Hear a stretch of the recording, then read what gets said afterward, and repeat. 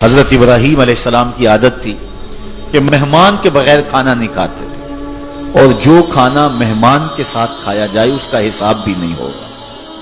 ساری زندگی یہ ان کا معمول رہا ہے۔ ایک دن بھوک لگی، گھر والوں کو کھانا پکانے کا کہا اور خود مہمان ڈھونڈنے نکلے۔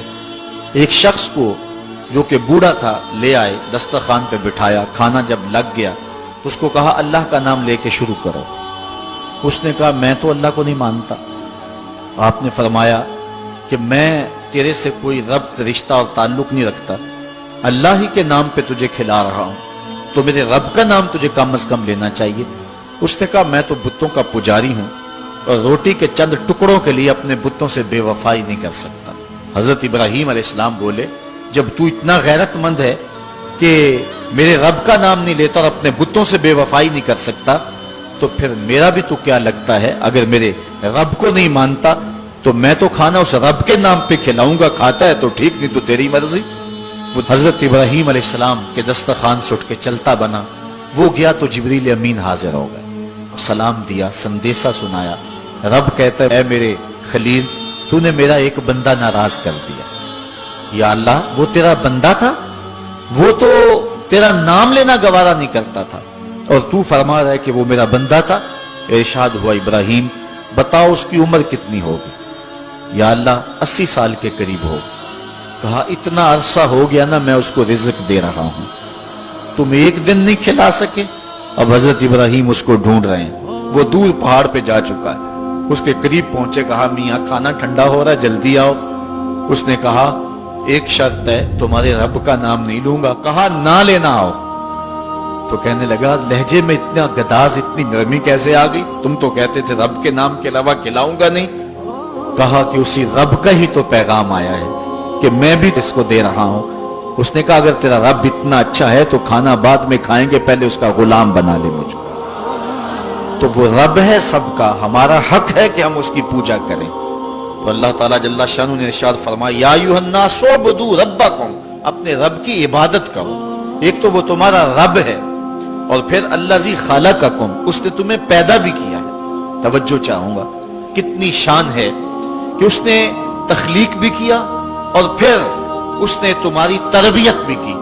جو تخلیق بھی کرے اور تمہاری تربیت بھی کرے، کیا اس کا حق نہیں ہے کہ اس کے حضور سجدہ ریزیاں کی جائیں؟ ساری زندگی انسان ماں کی خدمت کرتا رہے تو بتاؤ ماں کی خدمتوں کا بدلہ دے سکتا ہے؟ ماں کے پیار کا صلہ دے سکتا ہے؟ تو انسان جتنی مرضی خدمت کر کے ماں باپ کو راضی کرنے کی کوشش کرے وہ تو راضی ہوتے ہیں، بلکہ نالائق اولاد کے لیے ماں باپ کی دعائیں اور زیادہ ہوتی ہیں۔ تو انسان ان کی خدمت کا حق نہیں دے سکتا۔ ماں باپ کے اتنے حق کیوں ہیں؟ اس لیے کہ ماں نے بیٹے کو جنم دیا، جس نے جنم دیا ہے اس کے اتنے حق ہیں، تو جس رب نے خلق کیا ہے اس کے کتنے حق ہوں گے؟ جس نے تخلیق کیا ہے، دست قدرت سے بنایا ہے، تو پھر اس کے کتنے حق ہوں گے؟ تو مجھے بتائیے اس شخص سے بڑا بدبخت کوئی ہو سکتا ہے جو اللہ کے حضور سجدہ ریزی نہیں کرتا؟ صبح کے وقت چڑیاں بھی اللہ کا نام لے رہی ہوتی، حشرات الارض بھی رب کا نام پکار رہے ہوتے ہیں، بلوں سے سر نکال کر جانور بھی اللہ کا نام پکار رہے ہوتے ہیں، اور اس شخص سے بڑا بد نصیب زمانے میں کوئی نہیں ہے کہ جو اللہ کے حضور جھکنا نہیں جانتا، جو اللہ کے حضور جو ہے وہ عبادت کا سر نہیں رکھتا۔ وہ رب ہے جو تمہیں پیدا کرنے والا ہے۔ ماں کے رحم کے اندر کون نقش و ونگار دینے والا ہے؟ کس نے گوشت کے لوتھڑے کو بولنا سکھایا ہے؟ کس نے چشم خانوں کے اندر روشن چراغ رکھ دیے ہیں؟